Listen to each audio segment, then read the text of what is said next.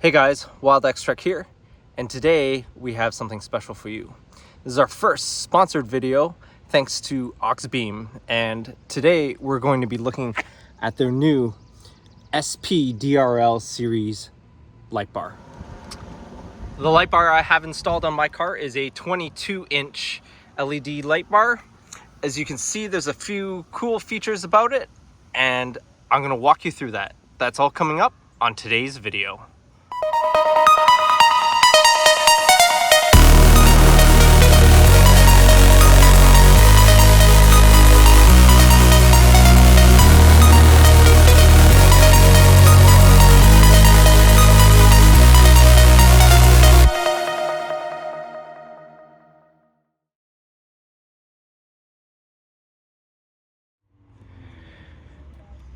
So this is Auxbeam's new SP-DRL series light bar.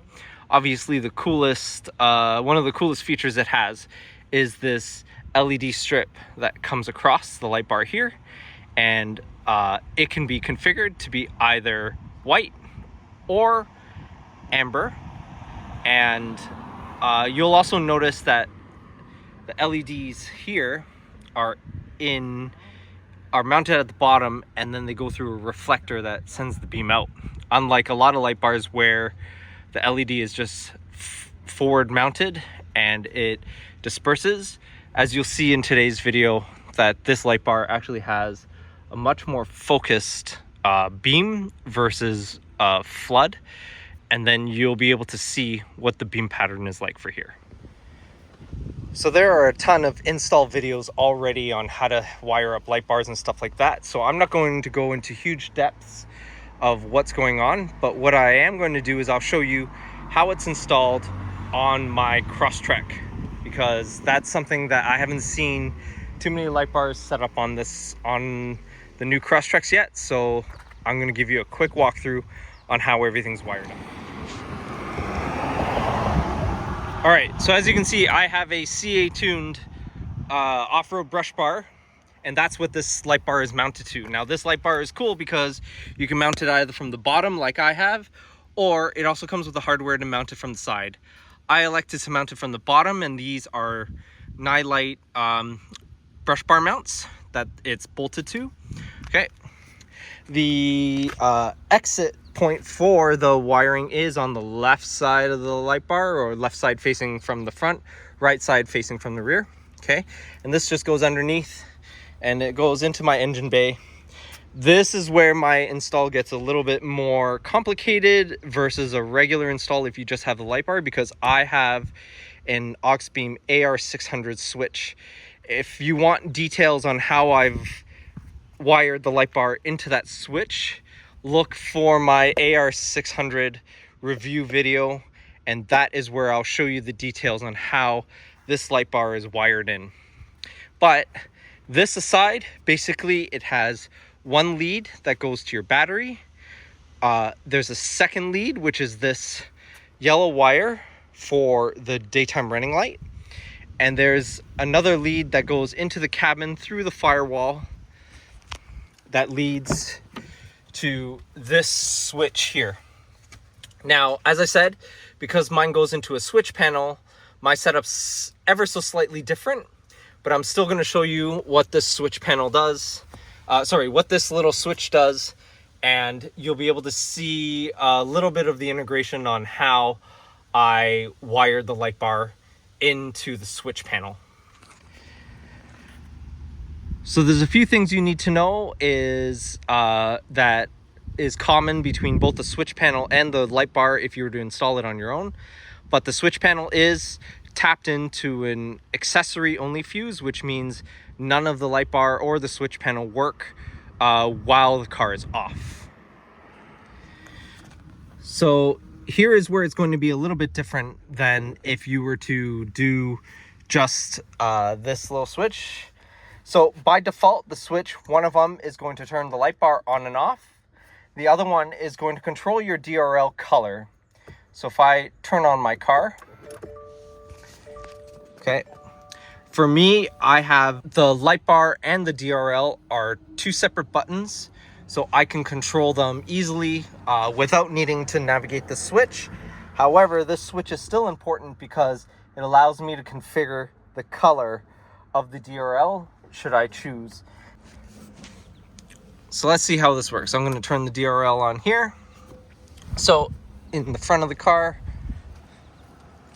as you can see, the DRL is on and it is amber. But, so if I push this button here,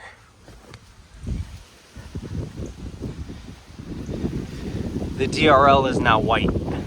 So you can run with either a white DRL or an amber DRL. I personally like the look of the amber, so I'm just going to switch it back. I'll give this a little push. And when this green light is off, that means it is an amber DRL. There is no better way to show you how this light bar does than to take it out on the trails. So I'm gonna go gather some friends. We're gonna go hit the trail. We're gonna have a nice meal. And then we're gonna go back out to the trails at night so you can see what this light bar can do. Come on.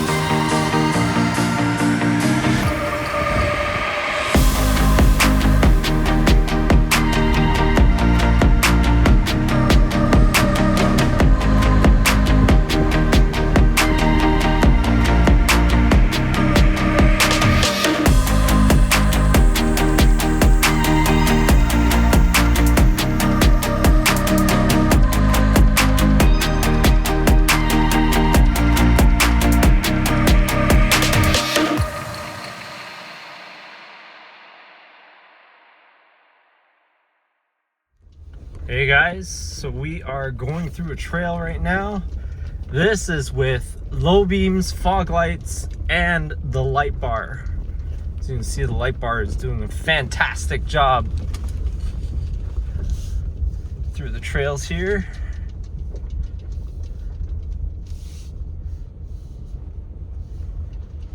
Let's go through some water. All right. So the light bar is lighting up the trail really nicely.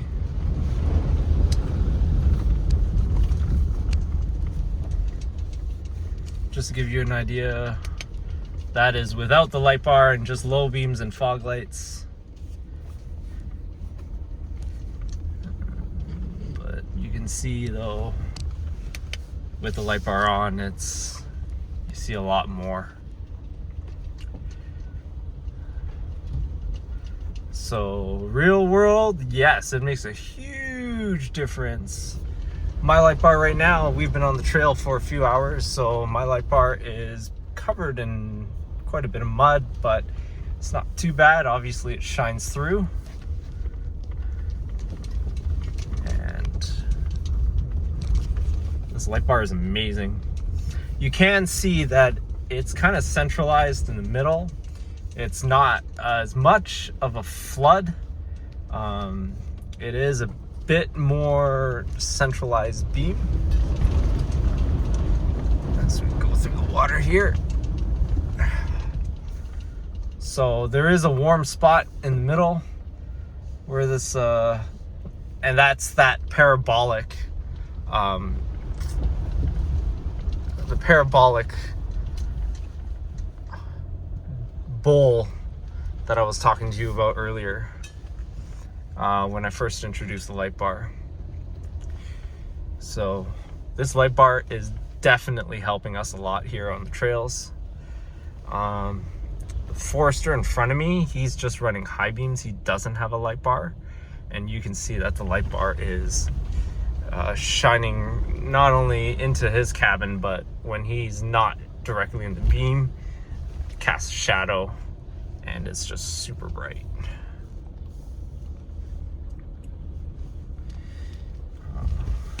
Originally I had the light bar adjusted so that it would shine a little lower, kind of cutting the low beam right in half, but as I was on the trails, I adjusted it so that the bottom of the light bar beam kind of meets where the top of the cutoff is. Obviously, I'm only going to be using this light bar off-road and not really using it at all on public roads. So I don't mind it being a little high. I can see the trees. Ditch lights would complement this light bar really well because they would shine off to the side where the light bar doesn't have as wide of a beam. And that's what I was saying earlier, is if you have a light bar that is kind of with the LED diodes just pointing straight out, you will have a you'll have quite a bit of a more flood effect, whereas this is very much a more focused beam. So I'll keep recording for another minute or so you get an idea of what the light bar is. Unfortunately, my GoPro that's on my roof has died. There's no battery left in it. So I'm just going to use my phone. So if anyone's wondering, I'm just filming on an iPhone 14 Pro inside the cabin while I'm driving.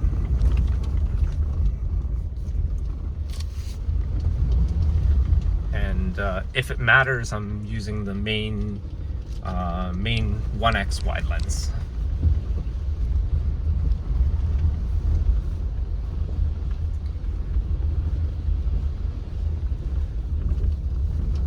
So again, this is without the light bar, and that is with.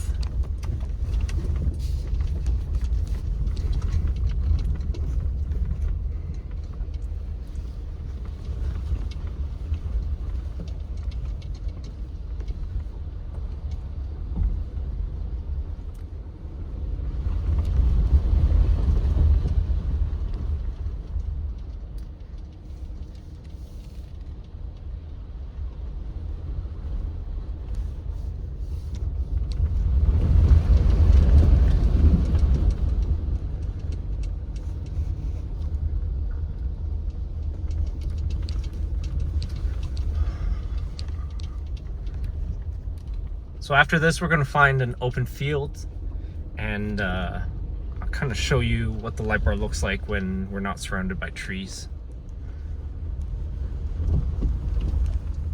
All right, so I can't really, this is as close as to a dark area that I can. I have washed the car. The car is now mud free, and I have also washed the light bar. So this light bar is no longer caked with mud, and you can see the actual output of the light bar. So what you're looking at right now is the low beams of my car. All right, and I'm just going to give you some output for comparison into what you can expect. So this is the low beam. For the purposes of this test, I'm going to leave my fog lights off. In case those who are wondering, this is what my fog lights look like. These are Diode Dynamics SS3s, but again, from this point forward, my fog lights are going to be off so that you just see the stock lighting of the car. So again, this is low beams. Those are high beams. And this is the light bar. So that's high beams with light bar. This is low beams with the light bar. and that is just the light bar. So if you look at it, you can clearly see that the beam is not very wide. It's hard to see on the camera, but it doesn't really go past, if you use my finger, this light post right here. It actually ends up just a little bit, say, over here, where my finger is bobbing up and down on the left side. And on the right side, respectively, same thing. You don't really go beyond, if you see where my finger is, this is the border of it right here. So, again, this is going to be with, that's the low beam. That's high beam. And then with the light bar off, low beam and high beam. Hey guys, I hope you really liked that video. Thanks again to Auxbeam for sponsoring this video and providing me with the light bar for testing. If you have any questions or comments, feel free to leave them in the comments section. And as always, I would really appreciate it if you like and subscribe to my channel. I'll see you in the next video. Bye.